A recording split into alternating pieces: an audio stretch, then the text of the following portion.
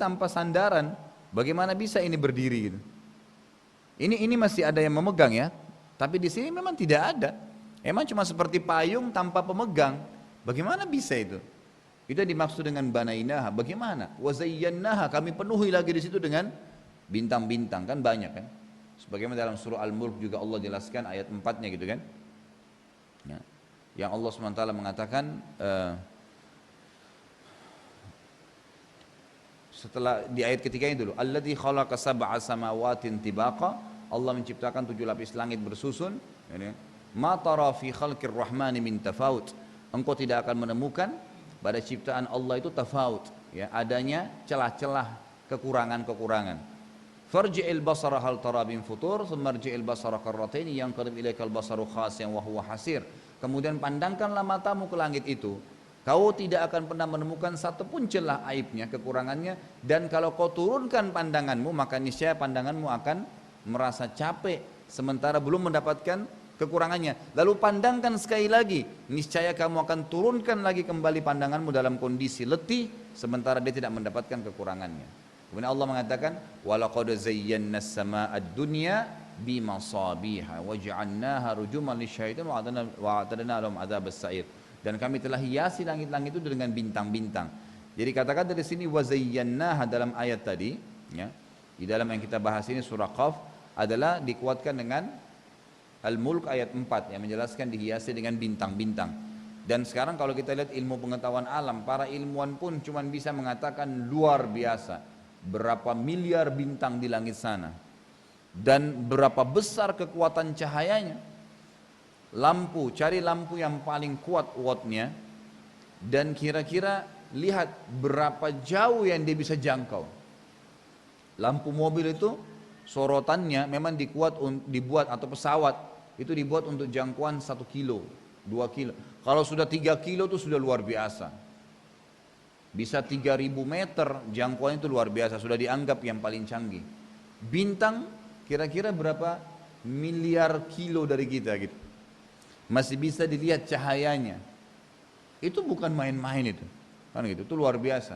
Allah SWT menjelaskan, dan Allah menjelaskan juga ada surah sendiri namanya surah An-Nur. Cahaya sendiri itu Allah yang ciptakan, dan Allah itu juga penuh dengan cahaya. Keajaiban yang luar biasa gitu.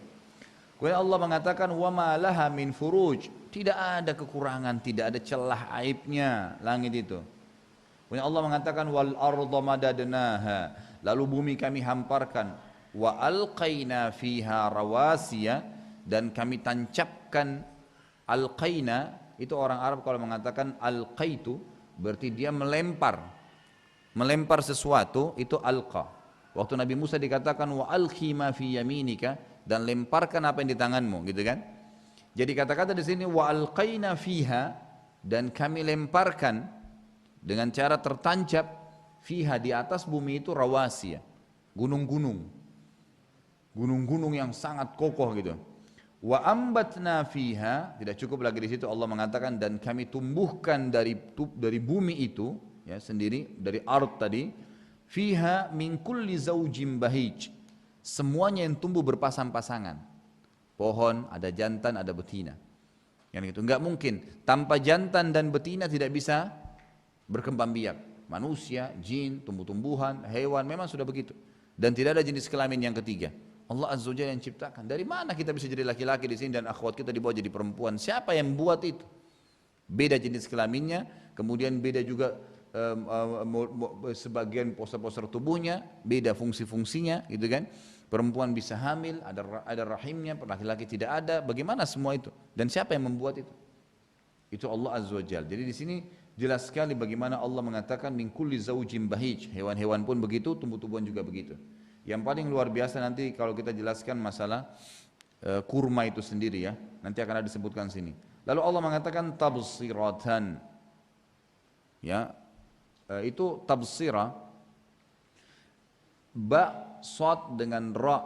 Kalau ketemu dengan ta, kata ulama adalah bukan penglihatan mata saja, tapi bisa masuk penglihatan mata, pendengaran telinga, ya, kemudian penglihatan dengan tidak kelihatan oleh manusia, oleh hati manusia.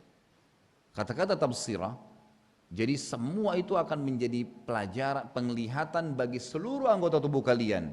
wa dzikra dan peringatan likulli abdin untuk semua hamba tapi ada sifatnya munib. Munib ini orang yang mau pakai tadi anggota tubuhnya, tangannya untuk berpikir kepada Allah, matanya untuk melihat kekuasaan Allah, telinganya untuk mendengar kekuasaan Allah, itu munib namanya.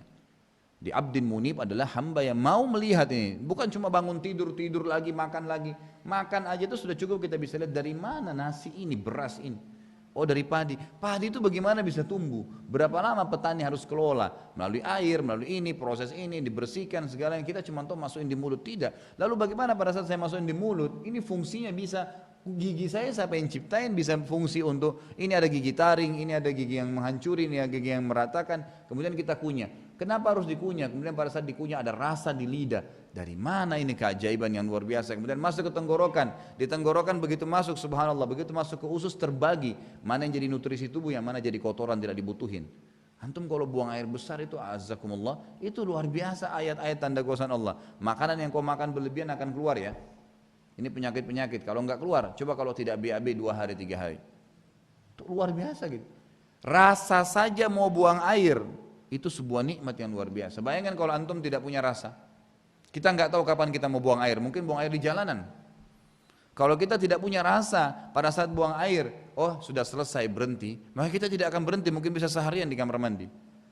Rasa itu luar biasa gitu, sebuah nikmat yang luar biasa. Itu fungsi-fungsinya itu semua rizq bagi hamba. Kita bisa punya fungsi, lapar sendawa, kenyang sendawa lagi. Sudah peringatan, berhenti ya, jangan tambah lagi, nggak akan berguna. Karena itu akan dikeluarkan dalam bentuk kotoran, tidak ada manfaatnya.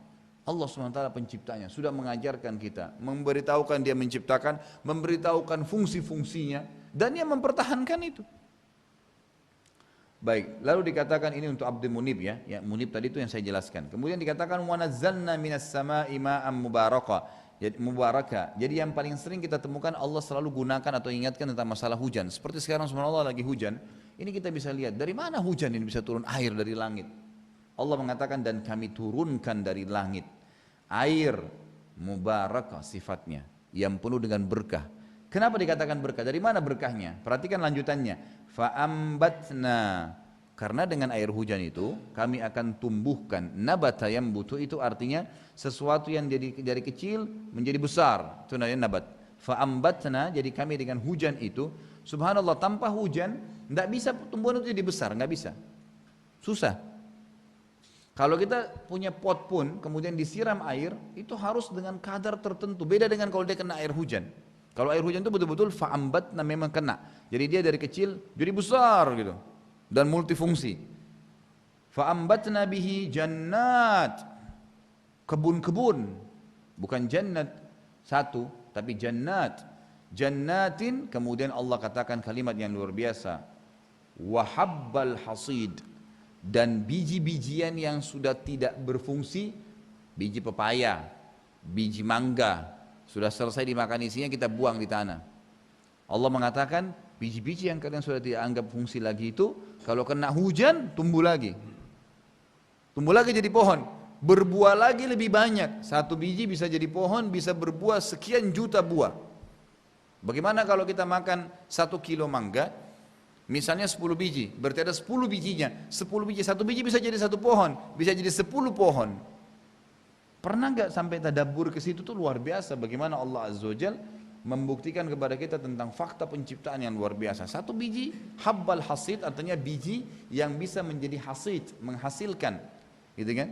Jadi dia bisa menghasilkan sesuatu. Biji apa saja, biji pepaya, kalau biji mangga masih satu ya, biji pepaya itu satu biji pepaya bisa berapa ratus bijinya di dalam. Satu bijinya cukup menumbuhkan satu pohon pepaya. Itu habbal hasid. Dikenakan air hujan saja selesai. Dia akan tumbuh. Gitu kan Allah Azza wa Jalla mengatakan. Jadi luar biasa. Itu belum lagi yang lainnya. Semua bisa Allah Azza wa Jalla hidupkan. Kemudian Allah kasih contoh secara khusus. Wan nakhla basiqatil laha tal'un nadid. Allah sebutkan secara khusus dikatakan dan pohon kurma. Beda ini, enggak disebutkan dengan yang lain ya. Basiqat ya, yang terhampar, laha tal'un nadid, yang dia punya mayang-mayang. Jadi kalau antum melihat pohon kurma, dia agak berbeda dengan buah pohon lain. Kalau pohon-pohon lain biasanya ada pohon yang normalnya itu satu jantan satu betina di sebelahnya, maka dia akan berbuah betinanya. Dan satu jantan itu tidak mudah untuk membuahi banyak betina. Tapi kalau kurma agak berbeda. Itu semua rata-rata kebun kurma, satu pohon kurma, itu satu kebun kurma, satu batang, satu saja bisa jantannya di tengah-tengah kebun ditaruh, yang lainnya betina, itu bisa semuanya berbuah. Dan subhanallah kalau udara sangat panas sekali, itu nanti di pucuk pohon jantan kurma itu akan ada seperti sperma laki-laki, banyak sekali gitu. Nah itu nanti pekebun-kebun kurma ini dia akan naik melihat, makin panas udara, maka makin banyak si jantan mengeluarkan seperti sperma laki-laki persis, warnanya putih dan mengantong di pucuknya itu banyak. Kemudian nanti angin panas itu akan membawa dan menempelkan dengan hikmah Allah ke pohon-pohon betina dan semua berbuah. Dan satu pohon bisa sekian ratus buah, bisa sekian ribu buah. Makanya Allah khususkan masalah kurma. Ya, belum lagi di sini ulama mengatakan lebih dalam dibahas kurma itu keajaibannya sendiri dari sisi penciptaannya. Kurma itu ada mungkin ratusan jenis dengan satu macam pohon gitu kan, sekian ratus macam kurma, dari yang biasa sampai yang paling bagus. Kita biasa lihat ini kurma Tunis lain, kurma Mesir lain, kurma ini lain, semua beda-beda dan rasanya beda-beda gitu kan, mirip memang manis tapi berbeda-beda. Nanti tentu ada kurma yang terbaik adalah ajwa, tapi yang jelas kurma-kurma itu macam-macam jenisnya. Kemudian Allah tidak hanya sekedar mengatakan keajaibannya. Ya, di sini ulama mengatakan dari kata-kata basiqatin laha tal'un nadid bukan hanya sekedar keajaiban bagaimana jantan membenihi betina-betina tadi dengan hikmah Allah, tapi juga buah-buah yang lahir, gitu kan? Misal satu jantan, kemudian betinanya ada banyak. Nanti di sini ada pohon rutop, ada di sini pohon kurma yang lain, ambar, ada pohon apa? Tetap sama. Dengan jantan yang satu itu nanti bisa ini buahnya lain, ini buahnya lain, ini buahnya lain, ini buahnya lain gitu. Keajaiban yang luar biasa. Kemudian ada nutrisi-nutrisi yang sangat luar biasa buat manusia. Bukankah sabda Nabi SAW sebaik-baik buka puasa bagi orang yang puasa adalah kurma, dan sebaik-baik makanan untuk orang yang sahur adalah kurma. Semua dilarikan ke kurma. Nabi SAW paling gemar setiap hari pasti makan kurma, dan beragam macam manfaat dari kurma itu sendiri. Tentu kalau mau dirincikan dari pertemuan ini mesti 2 jam untuk bahas masalah kurma saja. Luar biasa multi manfaatnya gitu kan. Jadi selain pohonnya juga buah-buah yang dihasilkan itu sangat luar biasa. Kemudian Allah mengatakan dalam penutupan ayat rizqan lil ibad, memastikan semua itu, semua tadi yang sudah disebutkan fasilitas buat hamba-hamba, buat makhluk. Kemudian Allah masih kuatkan lagi manfaat daripada hujan, wa ahyayna bihi baldatan maita. Dan dengan hujan itu bukan cuma sekedar tumbuh-tumbuhan, tapi kami hidupkan negeri yang sudah mati. Kebakaran, turun hujan, habis. Kering, turun hujan, selesai. Hidup semua kembali. Sungai kering, kena turun hujan, jadi sungai kembali. Semua bisa dengan air hujan itu. Kadzalikal khuruj. Allah ingin titik beratkan poin penting terakhir penutupan ayat, begitulah kami membangkitkan kalian. Nanti hari kiamat, begitu kami bangkitkan kalian, hanya turun hujan selesai. Dalam sebuah hadis yang sahih dikatakan Nabi SAW bersabda, Allah akan turunkan hujan nanti, kemudian hujan tersebut akan menyentuh tulang-tulang ekor kalian, maka kalian akan tumbuh seperti tumbuhnya tumbuh-tumbuhan. Hujan Allah SWT mengatakan. Dan dalam ayat lain dikatakan, A'udzubillahi minasyaitonir rajim, wa ja'alna minal ma'i kulla syai'in hayy. Kami jadikan dari air itu semuanya bisa hidup. Semuanya bisa hidup. Dari mana air ini? Gitu kan? Memang kalau dia cuma murni air saja, nanti kalau dicampur teh jadi warna ini. Semua hampir yang cairan dari air. Dan Allah hidupkan segala sesuatu dari situ. Semua, tidak ada yang bisa hidup tanpa air. Manusia bisa hidup dengan air saja, gitu kan? Dan manusia tidak bisa hidup hanya dengan makanan saja. Ya, makanya pernah ada sahabat berkata, kami pernah, walaupun ini kelebihan Zamzam ya, kami pernah hidup ya di Mekah selama sebulan. Abi Dzar radhiyallahu anhu, pada saat beliau datang masuk Islam, itu beliau sempat tinggal sebulan di Mekah, tidak punya apa-apa kecuali minum Zamzam, tidak makan apa-apa. Karena waktu itu dia belum tahu mana Nabi SAW. Dan orang-orang Mekah waktu itu kalau ada yang menanyakan siapa Nabi SAW, lalu digebukin, dipukulin, dan dirahasiakan beritanya. Abi Dzar orang dari luar, Al-Ghifari, sukunya Ghifari ini suku besar di luar Mekah, dan mereka terkenal perampok semua. Maka dijaga tidak. Nabi dia bilang, saya sempat hidup dengan minum Zamzam saja dan sudah selesai. Dan ini sabda Nabi, Zamzam itu minuman dan sekaligus makanan yang mengenyangkan. Air memang begitu fungsinya, luar biasa gitu. Baik. Kemudian jadi ini kurang lebih dalil-dalil, dan tentu masih banyak dalil yang berhubungan dengan masalah rezeki-rezeki dan bukti dari Allah SWT. Sekarang yang kita masuk ke inti bahasan juga, di poin selanjutnya adalah apa yang harus dijadikan atau dipegangi oleh orang mukmin agar rezeki Allah tadi, fasilitas itu bertambah atau minimal bertahan. Namun sebelumnya saya ingin jelaskan dulu poin penting. Tadi saya jelaskan di awal pertemuan, rezeki seperti pohon. Ada buah yang bergeletakan, ada buah yang bergelantungan, kan gitu. Ini tinggal diambil, fasilitas udara yang kita hirup, misalnya fungsi-fungsi tubuh, dan ada yang bisa harus kita ambil. Perlu antum tahu, dan ini poin penting sekali. Rezeki tadi yang seperti pohon itu, orang kafir dan orang mukmin boleh mengambilnya. Makanya jangan heran kok orang kafir ada rezekinya, ya memang begitu. Rizqan lil ibad, untuk semua makhluk.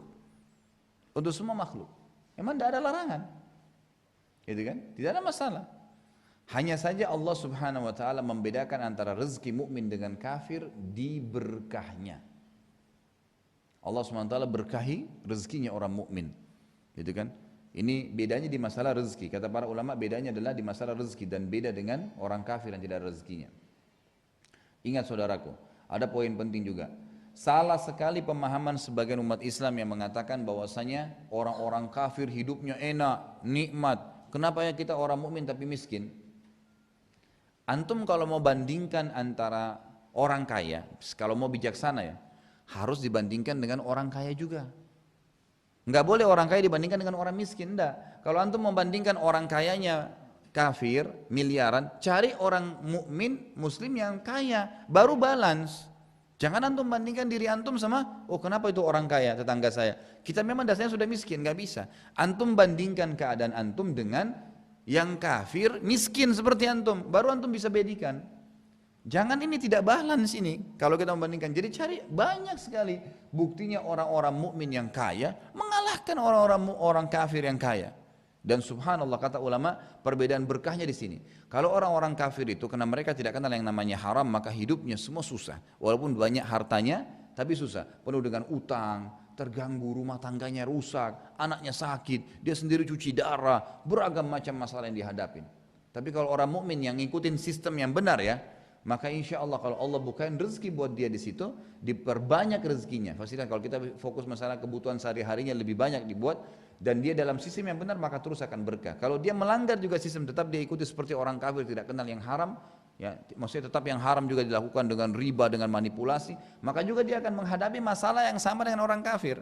Berkahnya diangkat, maka dia jadi sakit, cuci darah, kemudian anaknya sakit, rumah tangganya rusak, sama dengan orang kafir kondisinya. Tapi kalau tidak maka dia akan balance, dia akan luar biasa. Banyak sekali contoh. Dari kalangan sahabat Abu Bakar, Umar, Uthman, Ali, orang-orang kaya dari kalangan sahabat. Kan gitu. Uthman orang kaya raya, Abu Bakar orang kaya raya, punya perkebunan banyak. Gitu kan? Bukankah Uthman radhiyallahu anhu pernah membiayai pasukan Ushrah, perang Tabuk, ya, yang beliau menyumbang sekian ribu unta dan kuda dalam peperangan, kemudian sampai membeli sumur dikenal dengan sumur Rumat dan seterusnya. Kata Nabi SAW tidak ada lagi yang bisa menghalangi Uthman masuk ke surga setelah apa yang dilakukan hari ini. Banyak sekali yang diinfakkan gitu kan, banyak sekali yang dikeluarkan oleh beliau. Tapi itu contoh, orang-orang kaya banyak. Kalau kita angkat sekarang di depan mata saya ada mungkin ratusan, mungkin bisa kita bahasakan ribuan. Di Saudi itu banyak sekali ulama yang kaya raya, banyak sekali. Dan sudah biasa itu kalau seorang alim kaya raya, biasa sekali. Tapi memang dalam akidah yang benar itu luar biasa, banyak sekali. Punya mobil, punya usaha, punya ini, punya kedudukan, banyak. Tapi kalau orang-orang muslim yang memang dasarnya dia jauh dari manhaj yang benar, ikhtiarnya jauh dari akidah yang benar, maka itu masih akan menyimpang, akan hilang berkahnya. Tapi kalau enggak banyak. Imam Haram di Mekah, kaya raya itu. Mereka kaya raya gitu kan. Dan negara-negara yang mayoritas muslim, Indonesia sendiri kaya. Cuman banyak individu yang tidak bertanggung jawab menyalahgunakan itu. Coba kalau mereka jalankan dengan yang benar, sebagaimana yang kita sebutkan kiat-kiatnya, maka itu pasti akan tidak ada masalah. Saudi sampai sekarang kaya raya karena di sana pusat orang sujud, Allah keluarkan dari bumi, ya kan, minyak. Sampai para ilmuwan barat mengatakan, kami kesulitan mencari minyak kalau tidak ada orang Islam di lokasi itu. Dan ada sebagian mereka berani mengatakan karena sujudnya orang Islam ke tanah keluar minyak bumi gitu. Banyaknya orang sujud di Saudi dan semua kiblat ke sana keluar minyak. Jadi negara terkaya. Kalau kita selalu hanya mengandalkan seperti orang sekuler, oh kita ketinggalan zaman karena kita tidak ikuti teknologi barat, salah. Dari mana itu? Islam kita ini sudah memimpin dunia saudaraku. Dari zaman Nabi SAW, anggaplah tahun 1 Hijriah. Itu kita memimpin dunia, orang Islam ini. Kalau kita tidak punya sistem ekonomi yang kuat, tidak mungkin bisa. Kita tidak punya cara sistem kehidupan, manhaj kehidupan yang baik, tidak mungkin kita memimpin. Sampai tahun 1924, kurang lebih 80 atau 90 tahun, anggap 100 tahun yang lalu saja, itu baru berubah, ya, khilafah Utsmaniyah di Turki menjadi republika, baru. Sebelumnya memimpin dunia. Apakah kita tidak punya sistem ekonomi yang baik? Banyak, cuma kita tidak mau lirik histori kita. Kita kembali kepada historinya orang barat. Atau kita barat ini artinya orang-orang non muslim gitu kan. Berkiblat kepada mereka. Dari mana orang barat kapan? Amerika kapan jaya? Baru berapa tahun? Dan antum ini Islam berapa tahun berjaya? Dari 1 Hijriah. Kalau kita hitung sekitar 100 tahun yang lalu, sekarang sudah 1435, berarti sudah 1300 tahun, 1300 ya, 35 tahun kita berjaya. Kembali ke buku-buku sejarah Islam. Lihat bagaimana Islam jaya. Saya pernah dapatkan sebuah buku, tapi sayang saya cari nggak ada, saya temukan sekarang. Waktu saya tulis tesis S2 itu saya sempat jadikan referensi, judulnya Kultur Islam. Kalau nggak salah itu terbitan Bulan Bintang waktu itu ya. Saya sempat lihat ada mungkin buku kakek saya dulu. Yang kakek saya juga seorang dai di Makassar dulu. Jadi saya sempat dapat buku beliau, rahimahullah. Kemudian saya lihat kok bukunya bagus. Buku di dalam itu cukup banyak fakta-fakta di bahasa Indonesia ya. Terjemahan memang itu buku. Itu di dalam ada foto-foto, fakta-fakta secara ilmiah, ya, bahwasanya memang teknologi sekarang ini beranjak daripada ilmuwan muslim dan banyak yang dikabur-kaburin oleh orang non muslim. Yang mereka tidak bisa kaburin tuh cuman yang memang tidak bisa dibantah, seperti Ibnu Sina dalam kedokteran, Al-Jabar dalam masalah matematika, tapi masih banyak yang lain. Di situ diangkat fakta-faktanya, ternyata hampir semua teknologi canggih termasuk adanya listrik, pesawat, segala itu bukan orang-orang non muslim yang temukan, orang Islam yang temukan dan ilmuwan dari Spanyol, ada fakta ilmiahnya. Tapi dikaburi. Nah kita tidak pernah kembali kepada sejarah-sejarah itu, sehingga kita terkelabui benar-benar. Allah menyuruh kita gitu kan. Tidakkah mereka melihat kepada malakutus samawati wal ard, langit dan bumi, bagaimana bisa ada cahaya malam hari, bagaimana bisa matahari terbit kemudian terang buat kita dan seterusnya. Bagaimana bisa semua itu? Itu kan pasti ada ilmunya, ada ilmiah. Dan kita kalau berusaha saja sedikit, kenapa orang barat bisa menemukan sesuatu teori misalnya? Karena mereka mau menyentuh ini, alam, mencari tahu. Orang Islam malas saja, nggak mau. Coba kalau seandainya kita juga mengadakan penelitian, itu luar biasa. Penelitian tentang umat-umat sebelum kita, itu kan masalah Fir'aun. Mana ada orang Islam yang terjun ke Mesir, kemudian periksa? Nggak ada. Tapi ilmuwan pun cuma mengatakan yang kami tidak bisa fikir sampai sekarang, bagaimana di zaman Fir'aun dan mereka pakai teknologi apa bisa ngangkat batu nyusun jadi piramida, satu batu minimal 1 ton beratnya. Sekarang pun susah cari alat dengan teknologi canggih untuk angkat 1 ton batu, nggak bisa, susah. Bagaimana mereka bisa angkat pakai tenaga apa? Kalau manusia pun mungkin kalau sejajar, iya ini nggak disusun sampai tinggi seperti gunung gitu. Tapi itu keajaiban gitu kan? Artinya memang Allah SWT menuntut orang untuk punya ilmu. Ittaqullah wa yu'allimukumullah. Bertakwa sama Allah, Allah akan ajar kalian. Pasti muncul ide-ide itu. Cuma umat Islam tidak mau masuk ke situ, kan gitu.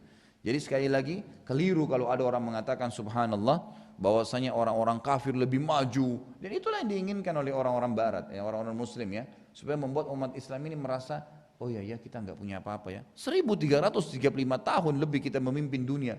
Anda mengatakan kita tidak punya kelebihan, ini kekonyolan namanya. Belajari itu. Cari tahu berita-berita tentang mereka. Cukup banyak buku-buku sejarah berhubungan dengan masalah itu. Ada uang berangkat, lihat peninggalan-peninggalan di Spanyol, peninggalan-peninggalan di Turki gitu kan. Bagaimana umat Islam berjaya dulu. Ini hal yang luar biasa gitu. Baik, kita masuk sekarang bagaimana caranya agar ini tentu tidak ada bagi orang kafir ya, ini hanya bagi orang Islam. Bagaimana supaya tetap berkah, bagaimana mempertahankan rezeki, bukan cuma duit tadi tapi semua fasilitas ini, anggota tubuh, fungsi-fungsinya, semua, langit nurunin hujan, pohon-pohon kita bisa berbuah, laut kita bisa penuh dengan ikan-ikan yang kita bisa panen, luar biasa, semua ini bisa dipertahankan dan bisa ditambah, Allah bisa tambah dengan hikmahnya, dengan caranya. Satu ikan bisa melahirkan 1000 ekor, bisa. 1000 telur, bisa kalau Allah mau. Laki-laki bisa, perempuan dan laki-laki bisa lahir kembar sekian banyak. Bukankah kemarin terjadi di Palestina karena banyaknya umat Islam yang dibunuh di sana, ada masuk di fakta di Al-Arabiyah. Itu dijelaskan di majalah, di TV-TV di Jazirah Arab, itu ada satu wanita di Palestina melahirkan dalam 2 tahun kalau tidak salah anaknya 12. Jadi satu kali melahirkan itu tahun sebelumnya nikah sama laki-laki suaminya punya anak kembar 6, semua sehat, semua laki-laki. Tahun kedua lahir lagi 6 kembar, semua sehat, semua laki-laki. Seakan-akan Allah perlihatkan keajaibannya, kamu bunuh hai Yahudi 2 orang muslim, ini saya lahirkan 6 gantinya, ini saya lahirkan 12. Tentu banyak, kalau Allah mau luar biasa diberkahi. Ada kiat-kiatnya, masyhur. Yang pertama adalah, di antara turuk, ya saya katakan di sini, lil mu'min iddatit turuk wali husul wali takthir minar rizq. Banyak sekali cara sebenarnya. Ini tulisan saya susun sendiri, mudah-mudahan saya tulis dalam bentuk buku nanti. Cuma ini masih dalam bahasa Arab, catatan kecil gitu ya. Saya coba kumpulin dari beberapa buku-buku. Juga ayat-ayat Al-Quran. Dalil yang paling kuat adalah saya selalu mengambil Al-Quran. Karena subhanallah banyak Al-Quran yang belum ditadabburi ayatnya. Banyak sekali ditadabburi. Kita masuk sekarang adalah poin pertama. Untuk mempertahankan atau menambah satu. Yang pertama adalah, ini yang paling inti, bersyukur kepada Allah. Syukuri itu. Mengatakan Alhamdulillah. Hanya itu saja yang Allah inginkan. Perhatikan baik-baik dalilnya. Surah Al-Ankabut. Urutan 29 ayat 17. A'udzu billahi minasyaitonir rajim. Bismillahirrahmanirrahim. Innama ta'buduna min dunillahi awthanan wa takhluquna ifka. Innal ladzina ta'buduna min dunillahi la yamlikuna lakum rizqan fabtaghu 'indallahi rizqa wa'buduhu washkuru lah. Ilaihi turja'un. Al-Ankabut 29 ayat 17. Artinya, kita masuk ke terjemahan dan tadabburnya. Innama ta'buduna min dunillah awthana. Semua yang kalian sembah selain Allah, kalian seru, gantungkan nasib kalian, gitu kan? Ragu-ragu, Tuhan enggak ya? Bisa enggak dia? Itu saja sudah masuk. Awthana, semua benda mati. Semua benda mati. Apa yang kalian semua sembah selain Allah, ini awthan bukan cuma patung ya, tapi awthan semua benda mati. Wa takhluquna ifka, dan kalian membuat itu dengan penuh kebohongan. Semua subhanallah, orang yang mengatakan kuburan ini bisa berikan manfaat, pohon ini ada keramat, ini semua bohong. Allah mengatakan ifka, enggak ada, bohong semua itu. Ini berarti Allah sudah memberikan kepada kita dan harus kita yakini sebagai mukmin, semua itu bohong. Enggak ada apa-apa mereka. Awthanan wa takhluquna ifka. Semua yang kalian sembah selain Allah awthan, benda mati. Manusia pun yang disembah mati, gitu kan? Semua benda mati. Dan kalian membuat itu dengan penuh kebohongan. Semua bohong subhanallah, semua kebohongan. Kuburan-kuburan yang dianggap keramat, yang mengatakan kuburan Nabi bisa memberikan manfaat, wallahi demi Allah bohong. Dari mana dalilnya? Bukankah bukankah Allah SWT sudah mengatakan tentang Nabi SAW, innaka mayyitun wa innahum mayyitun. Kau mati Muhammad, berarti mati sudah tidak akan berfungsi, dan mereka pun akan mati. Semua yang menyalahgunakan ibadah kepada Allah akan mati. Innaka la tusmi'u man fil kubur. Kau tidak pernah bisa, hai Muhammad. Kalau Muhammad tidak bisa SAW, berarti kita lebih tidak bisa. Kau tidak akan pernah bisa memperdengarkan apapun bagi orang yang mati di kubur, dan kau pun tidak bisa dengar apa-apa dari mereka. Biar kamu gali, biar kamu apa, nggak bisa kamu buat apa-apa. Nggak ada, kuburan selesai, nggak boleh. Kata Nabi SAW apa? La taj'alu kuburakum masajid. Jangan jadikan kubur kalian tempat ibadah. Kenapa masih ada orang yang pergi ke kuburan minta-minta itu? Dari mana bisa ini? Awthana, benda mati. Ifka, kebohongan. Saya kasih contoh, ada satu kuburan di Mesir, di daerah Tanta. Tanta ini mungkin sekitar 200 kilo dari Kairo ya. Ada di sana satu kuburan itu, dulunya ya, kuburan itu biasa saja. Ada seseorang yang mati, kemudian karena dia ditokohkan oleh masyarakat, ada yang wakafin tanah di kebun kurmanya, ditaruh kuburannya di situ. Sudah, dikuburlah. Berjalan waktu, meninggal generasi-generasi itu, ternyata anak ahli warisnya menjual tanah, sampai akhirnya kuburan itu karena dibagi-bagi oleh ahli waris dan dijual, berada di pinggir jalan raya. Dengan berjalan bertahun-tahun gitu. Ada 2 orang yang tidak bertanggung jawab datang dari Mesir. Ini masyhur kisahnya dan ini disampaikan oleh dosen kami. Saya dulu pernah tahun 89 di Mesir, ini cerita langsung daripada guru-guru. Ya, kalau saya tidak salah ingat itu cerita dari mereka langsung. Insya Allah benar gitu. Saya yakin karena saya tahu betul cerita ini. Dan ya, mohon maaf, bukan dari dosen Mesir, ini dari guru-guru kami, termasuk guru akidah Dr. Fahad Suhaimi. Itu beliau mengingatkan atau menyampaikan kami pada saat tingkat 3 kuliah di dalam materi tauhid. Ini yang benar. Jadi saya ingat betul beliau mengatakan kisah ini, dan beliau mengatakan itu kisahnya adalah 2 orang yang mampir kemudian ban mobilnya pecah. Dilihatlah kuburan itu di pinggir jalan. Yang satu perbaiki ban, yang satu ini mujrim. Mujrim ini orang jahat betul. Dia lihat kuburan itu selama 15 menit temannya perbaiki ban, berapa banyak orang yang lewat mampir berikan salam kepada kuburan. Dia nyebrang, diambil satu kaleng yang sudah rusak di situ, ditaruh dekat kuburan, dia pergi, dia nyebrang, dilihat. Ternyata dari sekian survei dia, naudzubillah, berapa orang yang lewat, ada yang sempat taruh duit. Karena kejahilannya. Dia bilang sama temannya, kita nggak jadi pulang ke Kairo. Dia pergi ke toko bangunan, dibongkar kuburan itu besok, dipasangin keramik, pasangin pagar, taruh celengan yang bagus. Ternyata dari sekian banyak orang lewat, betul-betul kasih duit. Sekarang kuburan itu bisa menampung, ya, menjadi sebuah masjid yang besar, daerah Tonta itu bisa menampung sekitar 1.000 atau 2.000 jemaah. Saya lupa ya penyampaian, tapi ya, sudah sangat besar. Dan orang datang karena kuburannya, bukan karena masjidnya. Dan yang sudah membangun itu terima per hari itu per bulan ya 1 juta jenih. Jadi 1 miliar rupiah dia terima uang dari celengan yang masuk ke situ. Orang musyrik dia nggak pusing. Dan ini betul-betul ifka, kebohongan.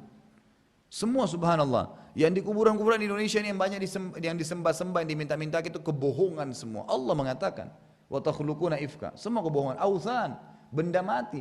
Mintalah di sini ini syekh fulan berikan manfaat, kebohongan. Kalau dia bisa berikan manfaat, wallahi Tuhannya Allah dia lebih mampu. Kuburan ini kuburnya wali, bisa berikan. Kenapa nggak minta kepada Tuhannya? Pasti Tuhannya lebih mampu, untuk apa minta kepada dia? Imam Nawawi mengatakan rahimahullah, saya heran dengan orang yang minta-minta ke kuburan, sementara di kuburan adalah orang mati, benda mati, yang seperti dia tapi sudah mati tinggal tulang. Dia masih hidup, dia malah bisa lebih bermanfaat daripada orang itu di muka bumi. Tapi dia tidak mau fahami itu. Allah mengatakan, membongkar, mengatakan authana dan ifka. Benda mati dan bohong semuanya, bohong, semua penipuan. Di Surabaya begitu juga, di Wali Songo, sumur yang sudah tua gitu. Air berkah dijual berjergen-jergen. Harganya, kenapa nggak beli Zam-Zam? Walaupun sudah coklat, airnya kotor, bisa buat penyakit. Enggak, ini berkah dari zaman Wali Songo, subhanallah. Jadi kalau dari zaman Wali Songo berarti tetap berkah itu. Sunnatullah, kalau sumur sudah kotor, harus diuruk kembali. Diganti, dibersihin airnya, baru bisa jadi air bersih. Dan itu juga karena Allah yang ciptakan, bukan tidak ada hubungannya dengan Wali Songo itu. Gak ada hubungannya. Kan gitu. Ini enggak, dianggap berkah, lebih berkah daripada Zam-Zam malah. Orang-orang pada beli, minum, kejahilan, nanti sakit perut dianggap tidak apa-apa. Gitu kan. Ini bagaimana caranya? Semua ifka, semua subhanallah penuh dengan kebohongan. Kebohongan yang luar biasa, direkayasa oleh orang-orang tertentu. Saya tidak bahas siapapun ya, tapi orang tertentu ini memang tujuan semua ujungnya adalah dunia. Semua orang yang mengajak penyembahan selain Allah, menghidupkan bid'ah lawan sunnah Nabi SAW, nggak salahnya karena mau hidup, duit di belakangnya. Hanya itu saja, karena masih mau rezeki dari manusia. Lupa kalau Allah Azza wa Jalla yang memberikan. Dan ini ini luar biasa pada menjawab depan Allah SWT hari kiamat. Allah mengatakan, innal ladina ta'buduna min dunillah la yamlikuna lakum rizqa. Semua yang kalian sembah itu, kebohongan-kebohongan tadi semua tidak bisa memberikan kalian apa-apa dari rezeki, tidak bisa menyiapkan fasilitas kalian. Fabtaghu 'indallahir rizqa, hanya cari rezeki dari Allah. Wa'buduhu, ikutilah itu rezeki untuk kamu minta dengan ibadah kepadanya, ibadah yang benar sesuai dengan wahyu. Washkurulah, dan syukuri, kan gitu. Ilaihi turja'un, hanya kepadanya kalian akan dikembalikan. Kemudian Allah SWT juga menceritakan dalil yang selanjutnya adalah surah Saba, urutan 34 ayat 15, di mana Allah SWT menceritakan tentang negeri Saba. Saba ini Yaman ya. Ini cerita zaman dulu tapi ada pelajaran besar. Allah SWT mengatakan, a'udzubillahi minasyaitonir rajim, laqad kana li saba'in fi maskanihim ayah, jannatani ay yamini wa shimal, kulu min rizqi rabbikum washkuru lah, baldatun tayyibatun wa rabbun ghafur. Sesungguhnya pada negeri Saba, di tempat tinggal mereka, ada tanda-tanda kebesaran Allah. Tanda-tandanya apa? Allah mengatakan jannatani an yamin wa shimal. Jadi saking taatnya mereka beribadah pada saat itu, sampai Allah menjadikan di timur Sabak dan baratnya, itu semua timurnya isi dengan buah-buahan, penuh buah-buahan, segala macam buah-buahan ada pada saat itu. Dan di sebelah timurnya, di baratnya semua penuh dengan sayur-sayuran, semua bermanfaat, tidak ada pohon satupun yang tidak bermanfaat. Maksudnya tidak bisa memberikan mereka, ada pohon yang cuma melindungi, ini enggak, memang memberikan kepada mereka. Allah mengatakan, kulu min rizki rabbikum. Disuruh makan, silahkan makan. Yang halal, nikmatin. Lalu Allah mengatakan kata kuncinya, washkurulah. Tapi ikuti dengan syukur. Alhamdulillah. Para ulama salaf, Abdullah bin Umar radhiyallahu anhuma, saudaraku, itu kalau minum, coba terapin ini. Beliau kalau minum buka gelas, bismillah, diturunin, alhamdulillah. Masuk lagi, bismillah, turunin lagi, alhamdulillah. Satu gelas itu mungkin Abdullah bin Umar bisa minum 10 kali bismillah, 10 kali alhamdulillah. Kita kadang-kadang satu kali alhamdulillah saya syukur kalau bisa, gitu kan? Makanya saya sering tekankan dalam pengajian saya, subhanallah, saya terapkan juga di rumah, jangan lupa kerasin suara, bismillah, nggak apa-apa. Karena kadang-kadang kita kira kita sudah baca, padahal sebenarnya belum. Dan kalau kita lupa baca, apa yang terjadi? Syaitan mencurinya. Tambah lagi ada orang minum dan makan dengan tangan kiri, tambah jadi, syaitannya tambah jadi, tambah ambil. Jangan kalian minum dan makan dengan tangan kiri karena syaitan makan dengan, kata ulama hadis, maksudnya syaitan makan dengan syaitan mencuri makanan yang dia makan dengan tangan kiri dan minum dengan tangan kiri. Karena dalam hadis yang lain dikatakan siapa yang lupa membaca bismillah pada saat awal makan dan minum, kemudian dia mengingatnya dan mengatakan bismillah awwalihi wa akhiri, maka syaitan di sebelahnya akan memuntahkan apa yang dia curi. Jadi mencuri kan gitu. Nah dengan juga dengan disyukuri, alhamdulillah. Kenapa kita kalau habis makan, habis minum bilang alhamdulillah? Supaya minimal kenikmatan minum dan makan itu bertahan atau bisa bertambah, malah lebih nikmat lagi setelah itu. Allah mengatakan kulu min rizki rabbikum, silahkan makan. Dan ingat, pada saat Allah haramkan sesuatu, Allah bukakan banyak pintu halal. Sudah pernah saya jelaskan itu hari. Babi Allah haramkan, satu sisi. Sisi lain Allah halalkan sapi, ayam, kambing, semua hewan-hewan di air halal. Kenapa harus babi? Allah haramkan khamar, nggak boleh minum ya, ini khamar, memabukkan, ada alkoholnya, baik. Masih ada susu, ada sirup, ada air putih, kenapa harus khamar? Allah haramkan sesuatu, masih banyak yang lain. Allah haramkan pergaulan bebas, tidak boleh, walaupun kebutuhan biologis kita harus terlampiaskan kepada lawan jenis, manusia normal. Allah mengatakan zuina linnasi hubbus syahawati minan nisa. Pasti kita punya hubbus syahawat, cinta, syahwat, diikuti dengan syahwat. Pasti kita mau melihat, pasti kita mau memegang, pasti mau mencium, pasti mau berjima, itu pasti, fitrah itu. Tapi Allah ajarin caranya. Akad nikah, zina sama nikah bedanya hanya 10 menit. Hanya saya nikahkan kamu oleh walinya dengan anak saya si fulana, si laki-laki mengatakan saya terima, selesai, halal. Zina berhubungan biologis, hamil pasangannya, maka dimulai dengan kekhawatiran, diakhiri dengan penyesalan kalau maksiat itu. Kalau ibadah dimulai dengan keikhlasan, ketulusan, dan diakhiri dengan kenikmatan. Otomatis begitu. Sekarang orang zina, la qaddarallah, haram, nggak boleh. Pelampiasan biologis kebutuhan dia, tapi caranya salah. Maka pada saat pasangannya hamil, dua-duanya malu, keluarganya malu, nama mereka di masyarakat rusak, anaknya yang lahir tidak jelas statusnya. Tapi kalau kita lihat orang menikah dengan cara yang Allah ajarkan, yang halal, yang itu. Setelah akad nikah, malam pertama, semua orang tahu kalau mereka berhubungan biologis. Itu rahasia umum. Mereka berhubungan, kalau hamil pasangannya, istrinya hamil, dua-duanya senang, keluarganya senang. Orang tahu ini karena hasil hubungan biologis. Bandingkan tadi sama zina, hasil biologis juga tapi tidak ikuti jalan Allah. Malu semua, anaknya gak jelas statusnya, ini enggak. Keluarganya semua senang, mereka senang, dipilih nama, baju bagus, segalanya. Pada saat lahir, anaknya jelas statusnya. Kenapa harus yang haram? Apa manfaatnya gitu? Saya waktu tanya, Ustaz boleh nggak pacaran? Boleh, tapi setelah nikah.